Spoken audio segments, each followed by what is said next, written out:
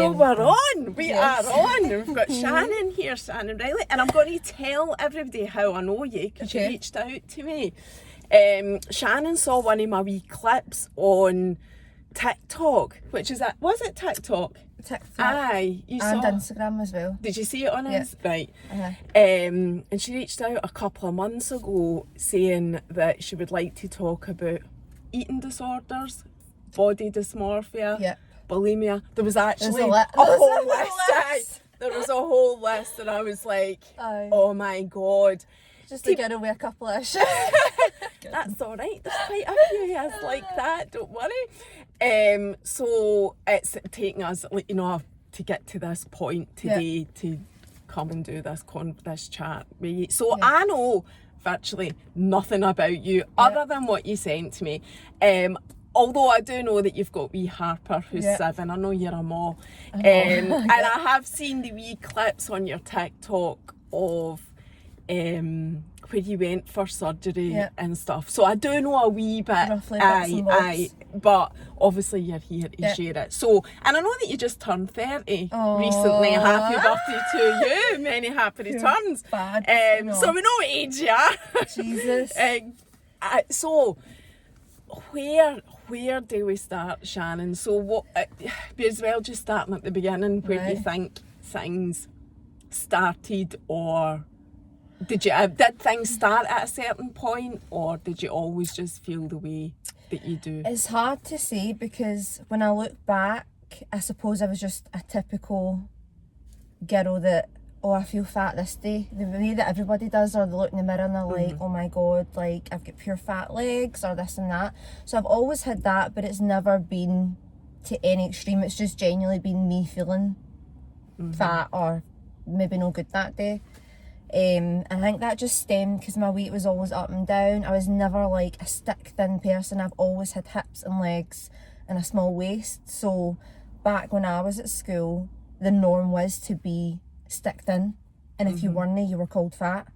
Do you know what I mean? So that's did you? I was not. I thought I was fat. When I look back, I fucking wasn't it? No, I'm not asking you if you were fat. Did people call you fat though? Did you get that? Yeah.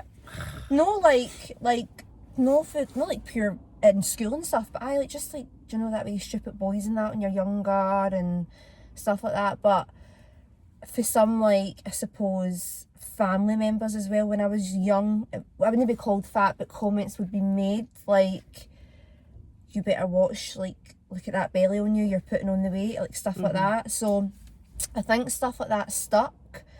And then as I got older, even though I actually was quite slim, kind of 18, 19-year-old, then obviously I fell pregnant at 20, piled on over 4 stone. Whilst you were pregnant? Whilst I was pregnant. Did you struggle with that, the actual? Yeah. So I went to the other end of the eating disorder and went binge eating. And my dad took a massive brain aneurysm, and he was in Gran Canaria. I had to fly over 5 months pregnant. He was basically nearly died. We get told basically we need to fly over, and that's it. So I think that I just took comfort in food, and that was it. So then I was left with the excess weight once I gave birth. So I was actually heavy. I was actually really heavy at some point in my life. And then... What is heavy to you though? You're quite a tall girl. What height are you? About 5'7". Right. So you're taller than me. Yeah, I knew that. I could see that straight away. So I'd probably say my heaviest, I was probably 6.5 stone heavier than what I am now.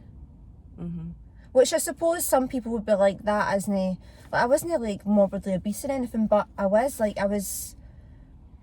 big. For me anyway. So that was just after you had Harper then. So we're talking 10 years you've battled it. Would you say that, or more, from starting high school? No, I'd say probably after I gave birth is when I kind of started battling my proper weight issues, because I did put on the weight. So then I was like, oh my God, I can't believe this is happening, blah, blah, blah. But extremely, a year and a half ago is when it really badly started. Really? Yeah. Right. So your TikTok's older than that though, is it not? Aye, so this has happened So I was quite surprised. I've said this to you. I didn't see you talking in any of your videos, Yeah. but you'd reached out to me and I was like, I don't think this lassie actually talks about this. So I've never like done videos of me speaking, but I've done videos about it. Right. Do you know what I mean? Aye. Like just after we trends and stuff, or like things about it, but never me speaking.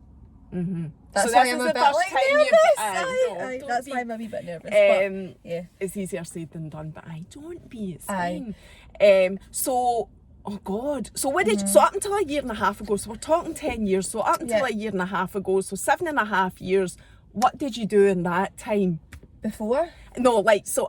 So in the time before it got really extreme, how was it affecting you? It never really affected me much. It was just like the body dysmorphia part was probably the thing that I definitely dealt with since being young, and it was just I just hide it. Like I just wear like baggy stuff, or that's really it. Like it bothered me some days, but it wasn't like extreme. So when you say you dealt with it, did you deal with it mentally, or did you just deal No, with it physically by covering yourself up? Just physically, just get up and go on with it. I just like blocked things out, or just tried not to like obsess over it. And were you aware you had body dysmorphia? Oh, 100%. So you knew even Aye. before, because it's much more of a common phrase Oh, now than yeah. it was, because I've only recently heard of the Oh, phrase, have you? but Aye, it's no, quite no. new to me. My pals used to say to me all the time, you actually have body dysmorphia, like, there's nothing wrong with you. Like even I'd say like I kind of started to lose weight probably about properly 4 years ago. I was always up and down like a yo-yo, but properly lost a lot of weight, and obviously because I still had me being big in my mind, they'd be like, you actually have body dysmorphia because you're seeing things that isn't there. And I would be crazy with it. Like I still am crazy with it. Like I know that I'm not right in it sometimes. But knowing is, I think, half the battle or part of the battle anyway. I don't know your story, so I don't want to put words into your mouth, but you're going to hear your story. So did you ever like think, I need to get serious help for this, or did you just always think, I just need to cover myself up, I'll be fine? That was your solution to it, just covering yourself up. Yeah. Until And literally recently. a year and a half ago. And Even then a year and a half ago, I never even got. I've only just started this year getting serious help. Even a year and a half ago. So a year and a half ago is when I think things just literally run away. Like it just stemmed from like small to extreme to the point it took over my whole life. Like. So what were you doing? What was life like? It was so depressing. Like I can't even like pinpoint what triggered it, but it just started with started no eating. I've always been a gym goer, but I used to hammer the gym, no eat, and then I'd literally live on something small at dinner time, and then that stemmed into the bulimia by making myself sick anytime I had a meal. But that started as like maybe just making myself sick randomly, like just if I felt fat for eating or felt horrible, and then again that stemmed for like just say once a week to every single time that I food that I thought is going to put weight on me, basically. And was anybody aware of it No. at the time? None of your family, none of your friends. Do people know now, or No, is a lot this of the people. first time? Is this? People like some like friends and that know a lot of people know. They kind of know like the ins and outs. Know the ins and outs. They know like the basics. I'd say they kind of just know that there's some sort of eating disorder issue there, but only a small amount of people know like the proper details, like how extreme I suppose it was or how bad it was. And how extreme was it? Was it every? It was bad. It literally controlled my life. Like I nearly lost friendships and stuff. Like I couldn't live a life. Like I wouldn't go out for lunch with my friends. I wouldn't like go out for dinners. I'd just isolate myself in my house. And then if you did eat, you were making yourself sick. Which in your mind you feel that's what you need to do, but at the same time, although it's almost like bittersweet because you're feeling better, like, in this part of your mind, you're feeling better for doing that, but at the same time, you know that you shouldn't, and it also is a very depressing thing because nobody really gets it or like understands really like what you're doing that for or why you like this type thing. And you must, what about Harper? Where was she when you were I've you just never- hiding it from her? Aye. She obviously spends some time with her dad through the week. We're not together, so but the times that I did have her, then not wouldn't be in front of her. I would be in the toilet or should be in bed or something like that. What made you finally get help for it? I think just because it just got to a point where it was genuinely controlling my life and it was making me unhappy. Like, it got to the point that it was making me unhappy, as in it was just such a like low point to be at, and I kind of just wanted to live a life and be normal. And that was it. It was just the It was just getting too much as well because it was constant. Like, the control it takes is crazy. Like, you obsess over it. You literally obsess over doing it. Like, you obsess with what you eat. Like I said, like going to the gym, like how many calories I've burned.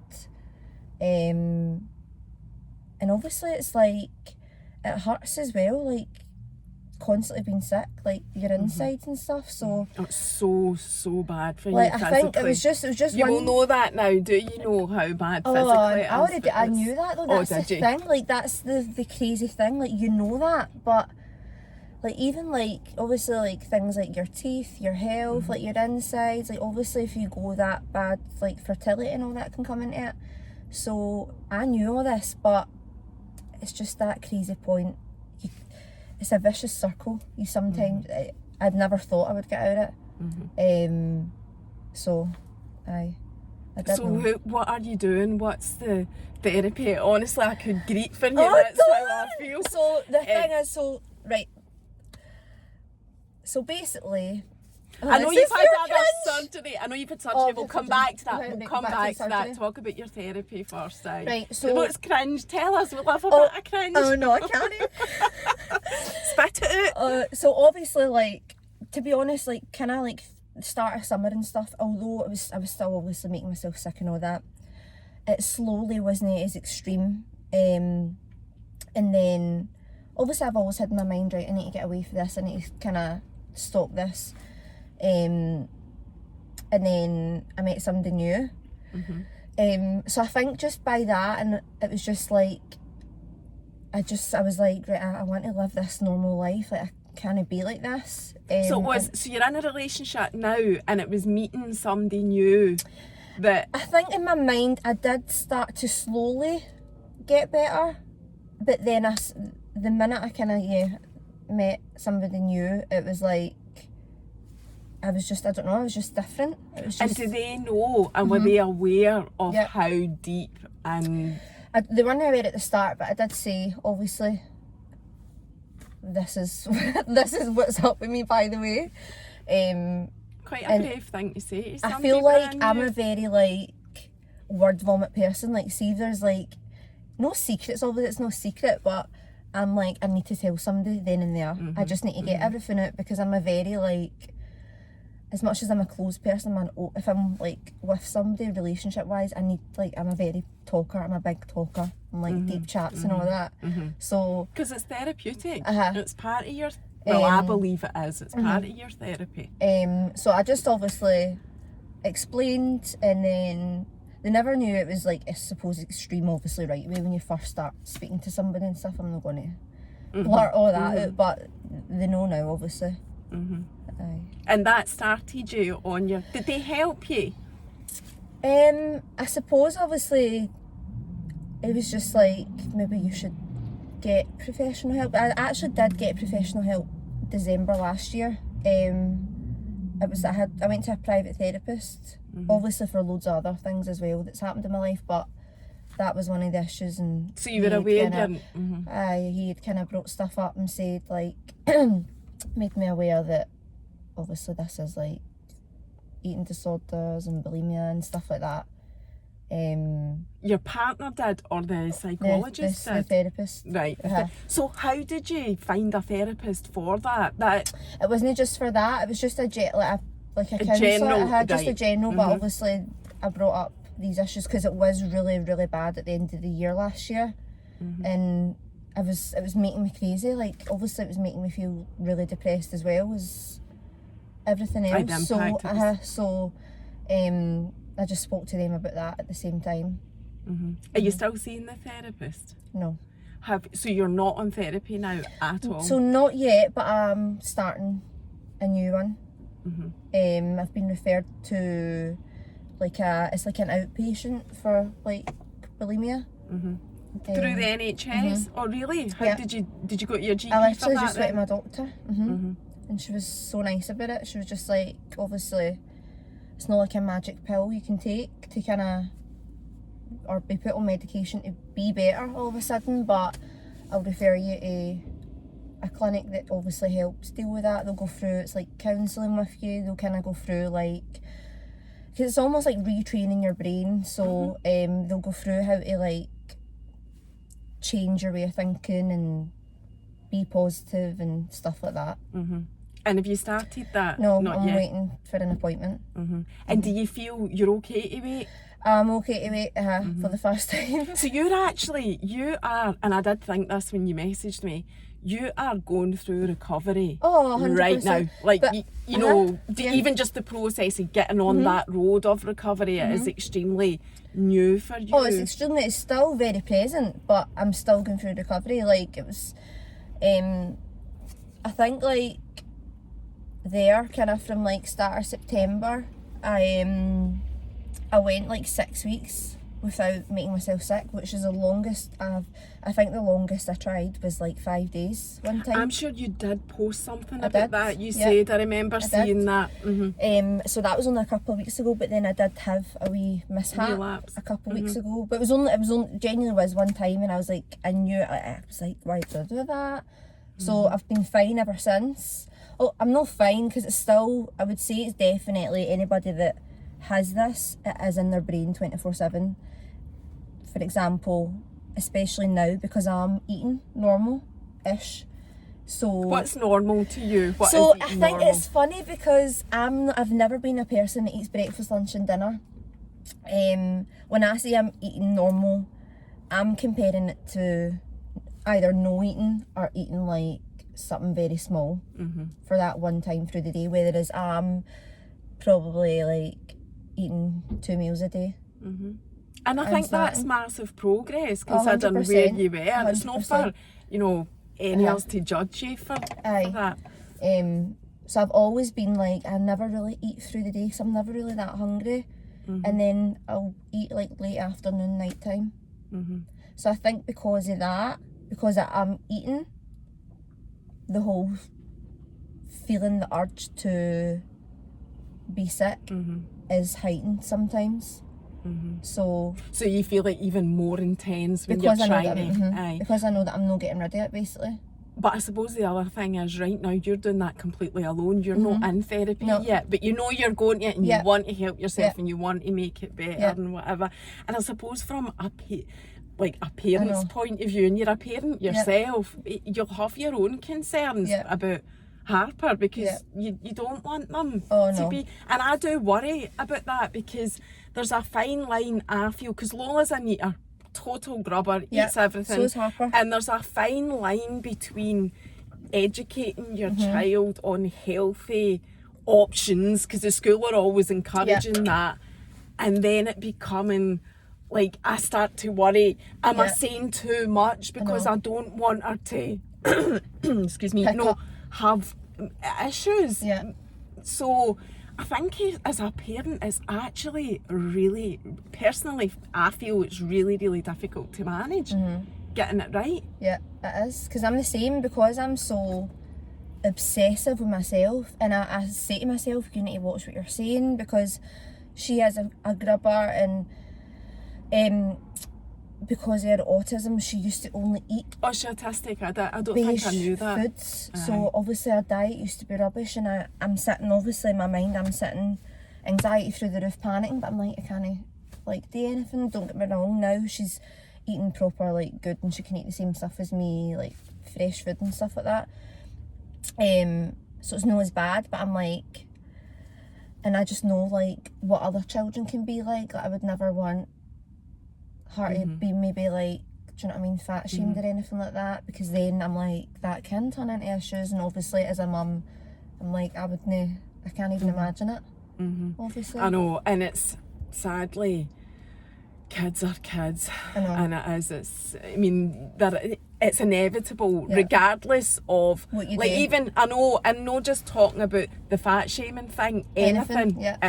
You'll know yourself already. If she's 10, is she primary 6 or primary 7? She's primary 4, so she's, is she primary 4 and she's 10? She's 8. Well, I thought you said she was 10. No, she's sorry, 8, right. So primary 4, but I've heard when in the playground and all that still saying, I'm like, they do, like the kids are, all you can do is your best to educate them. I mean, they need to make mistakes to learn, I get that, but it's no easy as a parent. You're stressed out your box with it, but you do your best to educate them on being nice and not being mean and blah blah blah blah, and we just need to deal with that like every parent has to. So getting back to like your therapy then, so why is the therapy that you were in finished purely because that was private? No, it's just that I just kind of stopped going because obviously, so then in the January I obviously went to have surgery. So that was just January, right? Which kind of took me out of the game for a while because I couldn't really do much for like a long time, and then I suppose after that like life just kind of took over, like just being busy, and I just never ever, I suppose, went back. But you recognised you needed it, so you went to the doctor. Like there was obviously like, I went through wee waves of like thinking that I was fine, and then obviously waves would come and I'm like, I really should make an appointment here, but I never ever did. Like I'm just like I'm a very like, I'll deal with myself type person, which is why it's took me so long to actually go to my GP and obviously say, so that's what you did. So brave, like it is, my heart goes out to you. It is so brave for you. Not just to go to do that, to recognise that, to do that, because loads of people can't. I know. But also to come and speak about it and want to share it and want to put it out there. That's why I want to share it, because it is something that is very like not really spoke about. Not a lot of people know about it, or they're not maybe educated enough on it. And even like people close to me, like pals and stuff, like nobody really gets it. Like I get that it's easy for people to maybe be like, well, you can just stop that, but it's genuinely no. I don't think people realise how bad and how hard, like how much it can overtake your life. Because it is first and foremost a mental health issue. That it's like saying to anybody with any sort of mental health problem, well, just stop it and just go over it and just be positive. I mean, is there anything more useless that somebody could say to you than that when you've got mental health issues? But anyway, so you're at the stage of going through, and you would consider yourself in recovery. I'm definitely the most stable I've ever been. Like I said, probably since like start of July time to now, I'm the most stablest I've ever been. Obviously, I've got a different mindset. Like I don't, as much as like every day there might be some kind of thoughts, it's no anything like it was. So I'm definitely like stable enough in my mind anyway, and what I feel, and So the surgery thing, and because you said to me like that was part of it, going for surgery is part of your body dysmorphia, and I've seen your pictures. I mean, you're stunning, absolutely stunning. And I've seen your pictures on Instagram, and you can see the visible scars on you. I mean, I don't even know what you've had, you can tell us, but you can. So I had a full tummy tuck, and I had liposuction in my thighs. So the tummy tuck, although it will come on, it was because obviously I thought in my mind So because I was so big before, and then obviously being pregnant, and then I've lost lots of weight, I was then left with excess skin, like really bad on my stomach. So obviously that bothered me, and because I had excess skin, I thought that was fat, but I know, it wasn't. but was it as bad as you thought it was? I don't know, because I didn't know The skin was bad. Like, I did have loads of skin. Like, even when I show people pictures, they're like, that isn't you, and I'm like, it is. So what the issue was, there was loads of skin, like a lot, but it was just skin, it wasn't fat. But in my mind, I believed I was like massive, this, like, I'm so fat, when really that was actually excess skin, that wasn't fat there. Like, I had none liposuction in my stomach. I actually asked my surgeon, can you give me liposuction in my stomach? And he went, no, you've no fat there. And I was like, and it wasn't until after my surgery, obviously when I kind of woke up and seen results and stuff, I was like, so that actually was just skin. Like, but you've got, I don't know what's involved in a tummy tuck, but you've got 2 big scars on either side, haven't you? Or is it one big huge scar? It was hip to hip. Right, okay. Because you went to Turkey as well, which... Went to Turkey. Aye, what, why? I'm a bit, like, it's just impulsive. Like, I literally booked it 4 weeks before going. And I initially booked the liposuction, only my legs, and that was because I've always been bottom heavy. So all my weight is like hips, bum and legs. And no matter how much weight I've lost before, my legs always bothered me. Like, I would never wear short skirts, dresses, like shorts, like nothing, because they were just so big. So I booked liposuction for my thighs. I went over with my friend, she got her boobs done. So that's why I saw that. we booked together. Aye. And your thighs, does it remove the fat and it never goes back? Is that what happens? And so you're smaller in your thighs since having that?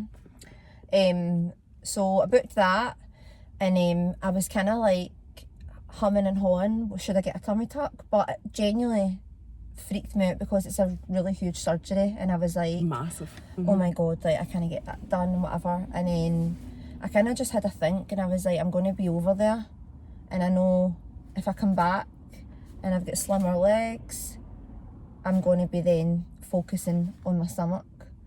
So I kind of just literally phoned, like, I booked it 4 weeks before I went, phoned the week before, and added on my tummy tuck. And you went to Turkey for it. Did you do all your research? Did you make sure you were going to somewhere that was reputable? I don't even know if that's the right word to say, but you know what I mean. It was a company that's in Turkey, but they also are in London. Right. So they have like a clinic in London as well. How much did you pay for it?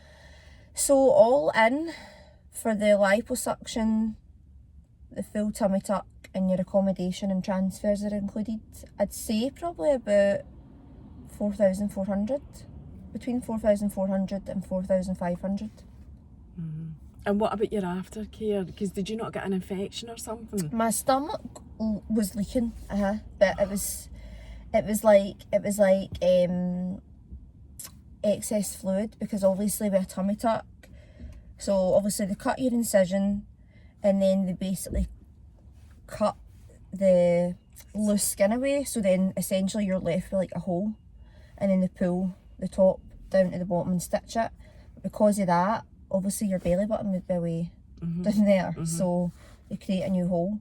So because of the new belly button was created, it was just like excess fluid. It was just like kind of draining out, and that was the only way it kind of had to go. But the aftercare was like, we were really like, I know I've heard so many stories, and I know of people that's had bad experiences like in other countries, but we were just really lucky. Like, we had amazing aftercare. Like, even in the hospital, they couldn't have done enough for us. I was flooded with like antibiotics, like bags and bags and bags of it in the hospital. And even after it, like, obviously I'd messaged them about my belly button, and they were just like reassuring, like obviously just saying it's normal, told me to send them like updated pictures. They also sent me home with like really strong antibiotics to kind of prevent any infections and stuff. So you keep in touch with them? I did, I case kept there in is? touch. Aye. Yeah. When was that? Did you say February that It you was, had that it done? was literally the last day in January. And you're healed Healed. physically. Mentally, did you think, if I go and get this done, I'll be hunky-dory? And I wasn't. Yeah. I was actually So many worse. people say that. I was worse after it because, so bearing in mind, my bulimia had really took off at this point. Or Were you doing it when you were there whilst you were getting major surgery? No, I couldn't. No. I literally couldn't. Right. So this is what affected me. Doing it right up to it right enough, and then got the surgery. So again, because I'd been pregnant, they restitched my muscles and abs together. So literally every muscle inside of me was restitched, and I literally, like, I couldn't, I was actually bedbound. I could barely walk. I couldn't even cough or sneeze. Like, there's no way I could have made myself sick. And that, like, the recovering for that took a good 8 weeks. Probably more than that, actually. So for the 8 weeks, because I couldn't go to the gym, I was just lying in bed. I was actually freaking out, like genuinely, I couldn't stop crying. I'm like, it sounds bad now that I'm thinking back to it, but I'm like actually greeting, like, I can't make myself sick. And I thought, although I knew physically, I'm like, right, that, like, I look good, but in my mind it still never changed, because I sometimes would still look in the mirror, I'm like, oh my god, you're huge. Even after the surgery, you were thinking that? But Even now I still think that. I'll look in the mirror and I'm like that, oh, don't look there the day, because that's just, no. Like, I'm like, I still think that. Although I know physically, and there's maybe days I'm like, right, you look good in that outfit, or that's a good picture, I still think. Do you scrutinise yourself? Is that something that you do? What do you or mean, do you like- avoid it? Like, so to me, you look stunning and everything, right? And I'm thinking, what could you possibly look at and think you don't look good in it? But I'm thinking, but are you just constantly scrutinising yourself? Like, does this look all right? You know, I don't look all right, or I do look all right, or whatever. Just constantly Most looking times. for things to. It's almost a form of self-loathing, Yeah. really, which just goes to prove that you just don't know what's going on with anybody, because, like I keep saying, you're absolutely stunning and your Instagram pictures are stunning. I can't say it enough. I mean, I know it's not going to make the blindest bit of difference. No, I to know you, that, honestly, but people actually, like, everybody I meet, like, nights out, whatever, like, obviously people be like, you, girls as well, like, you are fucking stunning, like, this and that, and oh my god, I wish I looked like you. And even on my pals, they're like, you've got the figure to die for. Like, one of my pals is always like that, fucking Kim K there, like, with the perfect figure, and I know, I'm like, and then you have that's the figure that you've got, the perfect. Well, I say perfect know. in inverted commas because I'm conscious that this is what's portrayed by Kim Kardashian as well. You don't have the is it Botox or fillers or whatever it is No. she's got in her bum. You know, you don't have that, but No. you've very much got an hourglass, what I would call an hourglass figure. So it's, to me, you know, it doesn't really get much perfect in that. You're very lucky to have that. But, you know, I'm not here to lecture you. I'm not trying to lecture you. oh no, of course. But you just don't see it. Because mentally, Yeah, you're because just not even there. that, but I'm like, but I don't want that figure. I want to be this thick, thin person. Or that's what's always been in my mind. Like, don't get me wrong, I'm like, my figure doesn't bother me. I'm glad, like, I like my figure, I like the shape. I'll just, I suppose, nitpick and be like, maybe if I was like a wee stone lighter, or maybe like if like my hips and legs were just a wee bit smaller. So what is it in your mind? Right, so I'm thinking, is it Kate Moss? What is it in your mind that you think is I suppose, do you know what? Probably nothing, because I know for a fact if I got to just say in my mind a smaller size or a smaller weight, I'd still find something. I know I would. Like, even though I had surgery, like you were asking, like, did I think I'd be fine? Like, no, there's other things that I see that I want to go and get done. Like, I just feel Would like you, it's or never... would you work on the therapy of in accepting yourself rather than do that? How do you feel now about that? I definitely, obviously, will be working on therapy. When I'm On saying, accepting yourself? yes, at least trying anyway. I definitely say, like, I wouldn't go to the extremes. Like, obviously, I suppose everybody will nitpick at things about themselves, but I suppose now I wouldn't go and get everything done. Like, daft things like that, like my arms bother me, for example, right? But I know that's small. But if I let my mind take over, I'd let it get to the point where I'd be like, I need my arms done. You'd never be off that plane. I know. That's, I know. aye. So, stuff like that, I've definitely accepted. Like, I know that if I'm bothered for my arms, for example, I know that I can sort that in the gym. And that's what you do then? You were. What do you do in the gym? Are you still going to the gym? Were you able to go to the gym once you'd had your surgery? So that sounds like you thought the surgery, and I know this is quite a common thing for people that have had surgery in all walks of life and all types of surgery, that you have that slump right after surgery because for whatever reason you just never expected it to turn out the way that it did. That must have been quite a dark time for It was a lot of months, because you'd be healing. It took months to heal, months and months and months. Like, even though, can I just say, after like 2-3 weeks I was managing to like walk properly, I still couldn't do a lot of things. Like, even getting up out of bed killed me. Like, I genuinely couldn't cough or sneeze for like 8 weeks. Like, I couldn't do a lot of things. It was very draining, and it was a long process. Very long. And even the gym, is that part of your obsession? I'd say it used to be. I genuinely like going because it does make me feel better. Not just because I know that, I'm maybe burning calories. It just makes me feel better mentally as well. And I actually enjoy doing it. I know people are like, how can you enjoy the gym? It's just something that I like. I just enjoy. I used to enjoy it until I realised that, I think I had a bit of body dysmorphia as well, but not to the extent that you have. I hate saying stuff like that and taking away from people. No, but everybody's got it. I believe that everybody does have some sort of body dysmorphia. Like, they might not know it or they might not feel it's extreme, but like that, like looking at yourself and thinking, I don't know, I've got like... just not being happy with something. Whatever. Like, I know. And for ages I did enjoy it as well, enjoyed the gym, and I loved the social aspect of it. I don't know if you speak to MD, a lot of people go into the gym don't speak. So I liked that as well, and like getting to know people that actually like the gym was their hobby, as in like bodybuilders and whatever, and really learning about stuff that you could do to tone up and stuff. So I like that. How often do you go to the gym?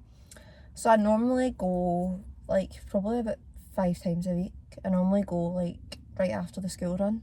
Or I try and in the morning. I was going to say where's Harper, but no, in the morning. So you do that as well. Oh my god, I don't know what else to say. It's like I just want to take you under my arm and give you a big cuddle. No, but I'm fine. I genuinely am fine now. Like, if you'd met me at the start of the year, then I would be a bit like all over the place, and like I said earlier, I didn't in my mind genuinely think I'd ever get away from it. And I have got away from it, although it's still very fresh, and like you said, still going through recovery and all this. I feel that I'm away from it. Like, I'm positive to know that like my mindset has changed slightly on it. And your whole mental health situation, like throughout your whole life, is it only ever been how you look that's affected you? No, loads of like, I feel like I'm definitely riddled with anxiety, and I think with this it plays a huge part in it as well. But again, it never ever was really anything bad enough for me to even like think, like I maybe need help with this, or this is hard. So it's only probably like early, I'd say like kind of mid to late 20s, I did go through a really depressing time. But that's probably about the only other But time. when you were depressed, was that because of how you looked, or was it something else? That was just like other traumatic stuff and loads of other things in my life. But I suppose, like I says, that's the image has always kind of played a small part, at least, before it got extreme. The thing is, as well, you are actually in the beauty industry. Aesthetics. So, you do aesthetics, you own your own business with aesthetics, so you are improving the way people look all the time anyway. And that's all, that's all fine if that's what people, I'm all pro-choice. Yeah. I've got no issues with that at all, especially for women. I think that they should have a choice, but you're probably in an industry where you're seeing a lot of beautiful people as well. Does that affect you? It actually doesn't, no. Like, it doesn't, because even I've got clients who are like, oh, if I done this, I'd be injecting my face every day. I'm like, we're the last to get done. Like, I rarely get stuff done because... I know you don't look like you're No, hugely I know, overly. like, I can see obviously your my lips. lips, Have you got your forehead Botox, done? I have Botox. But your face isn't. No. Like, we're the last to kind of get done, like, so, yeah, it would make sense with the whole body image. I'd be... No, it doesn't. I can see. Do you know what I mean? Like, if I would what you be mean. obsessed with it, but I'm actually no, like, because my face has never ever bothered me. I know, I was just going to say that. It's not the your weight face, in the it's body. your body. So, aye. You'd think that, but I'm actually no. So, if you were to give advice, I know you still are in recovery, but even as a parent, or even just as a person going through it, I mean, a lot of people hide it as well. Like, Hide the issues? Aye. So, if somebody was concerned, if a parent was concerned about a teenager doing stuff, what advice would you give? I mean, I don't even know where to start with I know. The only advice I would say, even if like somebody did open up, the genuinely what that person needs is understanding, or for somebody just to listen to them. Like, no comments, like I would say, like, any negative comments is the last thing you would want to hear. Did anybody ever do that to you? Oh, aye. And have you lost friends?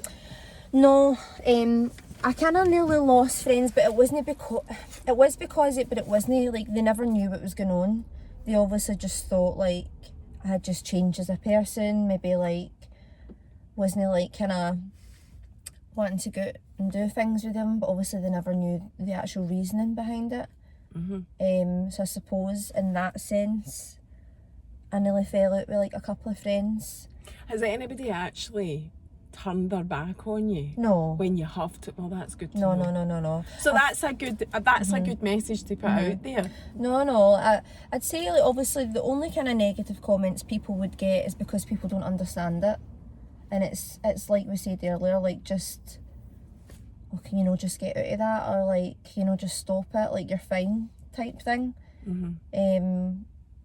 Like, although that doesn't sound that negative, but saying that to somebody who's in that position, you take it so negative because you're like, what the fuck? I can't just get out of it. Does that make it worse? And it makes you feel worse anyway, because I suppose in that sense, because you are opening up to a certain extent, it kind of makes you feel a bit like stupid for saying anything. Because then you're like, oh, I feel stupid, like they obviously think I'm kidding on, or they think that it's just nothing, when obviously it is something. What would have helped you? So say, like, because it is the whole parenting thing that worries me the most. Like, say I thought Lola was doing it, what would be the best thing that I could do to support her and help her? I suppose just get her help, like, professionally. And so long as she agreed to it. Or I suppose just It's hard because I think, like, when I think back to myself, what would help me, I don't think anything would have helped me, because it never just stemmed randomly. I was already in a low place, so I think a lot of other things, I was already feeling shit, and loads of stuff kept happening to me, and it was just like, this just evolved in the midst of it all. So was it actually a coping mechanism with life? Do you know what? It can be a coping mechanism, because it sounds daft, but like any kind of bad thing, or like failed relationships, for example, I've been in a lot of situations where like people portray themselves to be this type of person, but then they turn out to be like cunts, I suppose. But anytime something bad like that's happened to me, I don't know why, but I've always been like that. That wouldn't happen if I was skinny. I know now, right? So I think like loads of other things definitely played into it. And it was, I suppose, it was a control thing as well. It's the only control I had over, I suppose, me and how I looked like and in my life at that time. And what about did you lose your dad? You said your dad... No, he survived. Right. But it was obviously really bad at the time. And have you still got your mum and your dad in a relationship with them? And does your mum know any of this? My mum definitely knows that, like, she knows that, like, I don't eat and stuff. She always makes comments. She doesn't know the extremes. But even when I was eating, like, I used to have like Slim Fast shakes every morning, just because I didn't like to eat breakfast. But I still ate like a horse at that time. And anything that was wrong with me, like, I genuinely could have had a sore throat, and she'd be like, that's all the Slim Fast you take, you need to stop that and all that, you need to start eating. And I'm like... So she knows, like, I suppose her mum just knows. But I've never said. She knows, obviously, body dysmorphia. She knows. So I lived with her after my surgery, obviously, for help. So I lived with her. You and Harper? Yeah. And she helped with Harper, and obviously she had to take her to school and stuff. And then I wasn't eating, but it was because I genuinely never had an appetite from the surgery. And she used to go on to me there when I was living with her about eating. So your mum would just be worried about you though. Like, even stuff that you've said here, the likelihood is she might see it. She might see this. Is there stuff that you've said that she wouldn't have known?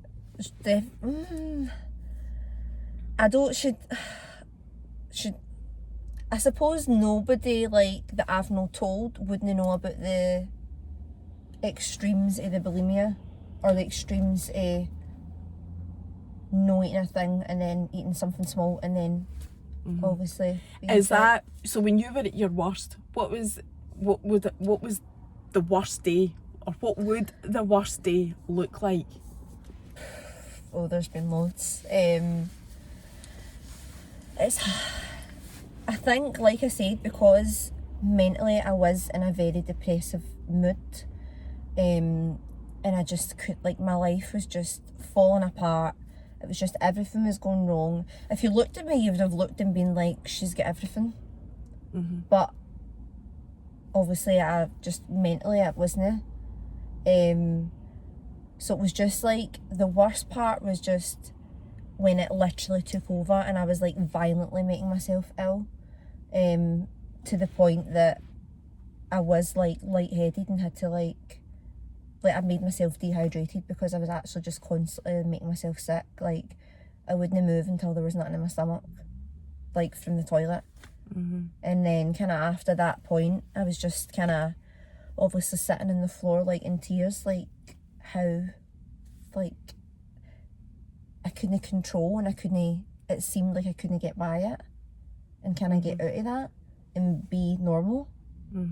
So, and you just wanted to be normal. I wanted it to stop. How did you live your life, like, doing that, running your business, being a mom? Did you just do it all in the around background? In the background. Actually, like, now that I think back, I'm like, that really wasn't right. Like,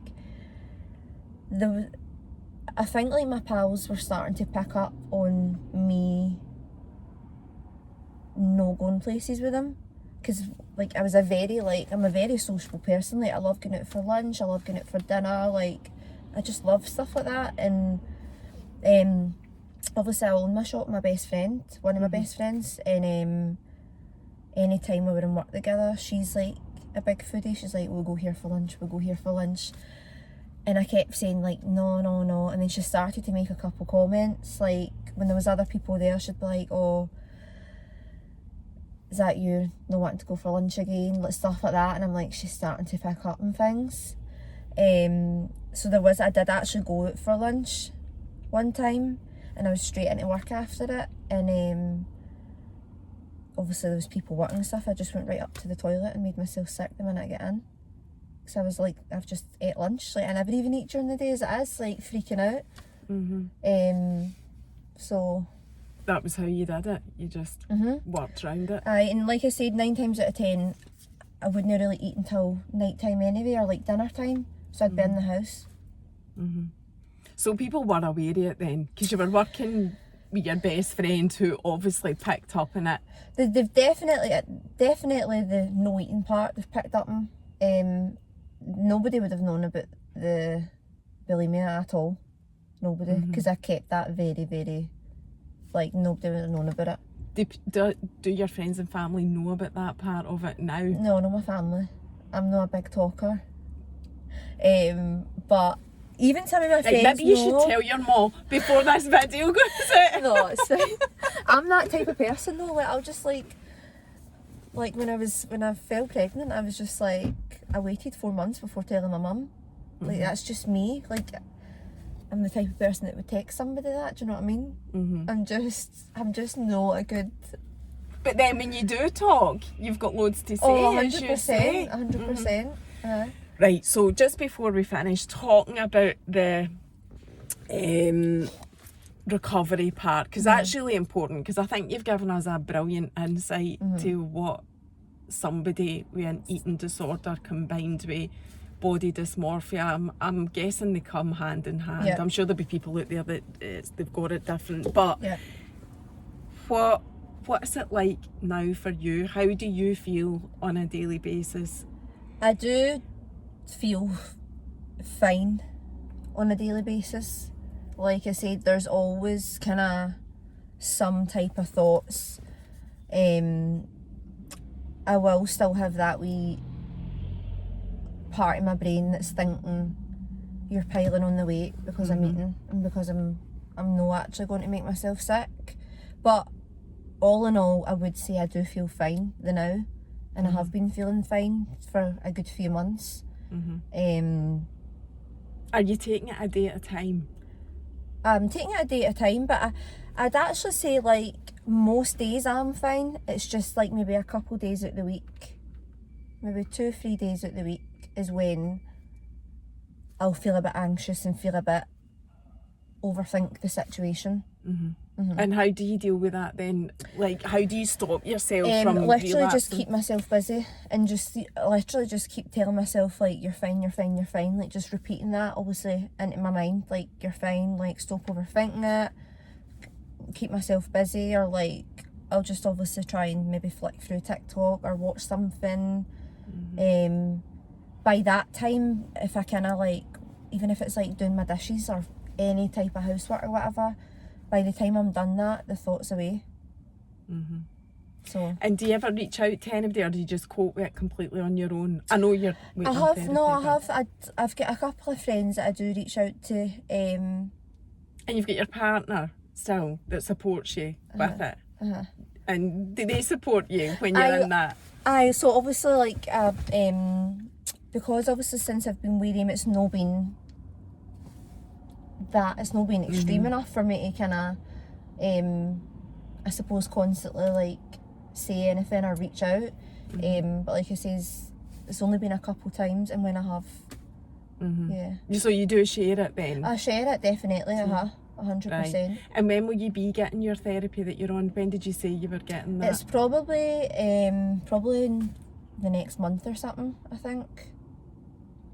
So you'll be fine, hopefully. Oh no, I will. I'll definitely be fine, 100%.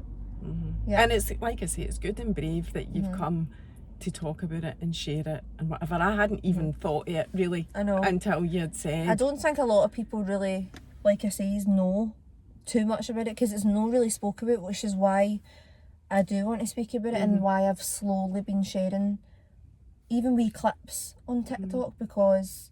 And what is it annoys you about social media? I'm conscious of time, but I remember that you had said that. What is it that you said you had shared something because you'd seen something and, you know, you had to speak out about it or something? Is that what you said? Like when you see stuff?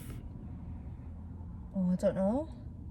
Do you get annoyed by image that's portrayed predominantly in the media? I don't get annoyed. Like, I think, like, the only kind of hard thing is, I suppose, just seeing celebrities constantly in shape. But then I know myself, it's like, they have personal chefs and, do you know what I mean?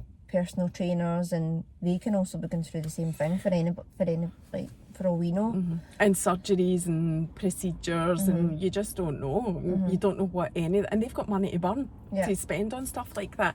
So I just want to make sure before we go that you have said everything that you want to say on it, because you were adamant and determined that you wanted to speak out. Is there anything that you've...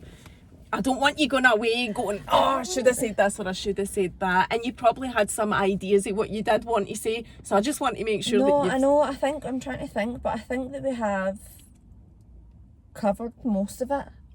Or majority you wanted of it. Like, and it is just to raise awareness. Because it is a big thing. Like, I know definitely that there's a lot of people that suffer with it and don't speak, reach out 100%, because it is you. The only thing I would want to say is, or emphasize on, it is hard to speak about. Like, that's why I haven't told a lot of people, because I'm happy to speak to people I don't really know, or TikTok for example.